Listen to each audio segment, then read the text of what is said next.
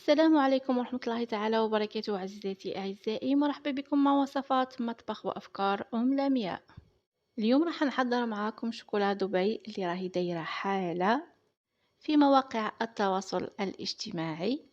وهاد الوصفة عندي شحال من اللي صورتها وما كتبش ربي وما نشرتهاش حتى لليوم.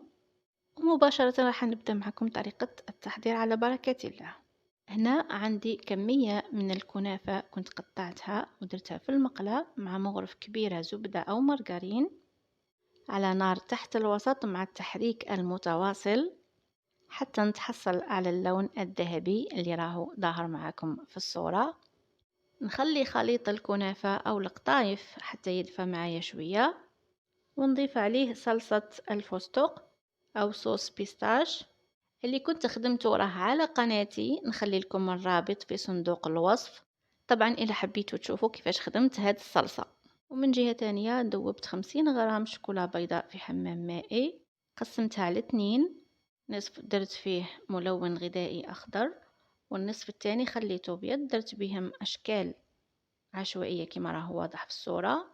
وذوبت شوكولا بالحليب حوالي 150 غرام، درت نصف الكمية في الأول ومشيت مليح الشوكولا نتاعي فوق سطح القالب كما راه واضح.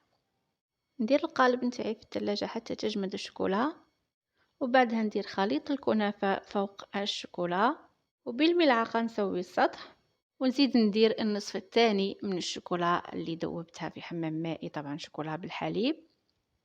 نسوي الشوكولا بالملعقة هكذا باش نتحصلوا على شكل مرتب. نحطها في الثلاجة حتى تجمد معايا.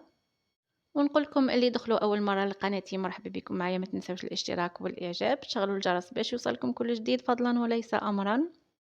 وهذا هو الشكل اللي تحصلنا عليه. طبعا راح نقسمها معكم باش نشوفوها من داخل.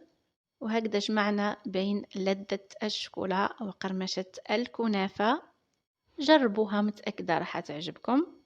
وهنا نكون وصلت معكم لنهاية هذه الوصفة، مبقى لي غير نقول لكم للفيديو الجاي مع وصفة جديدة. نخليكم في رعاية الله وحفظه.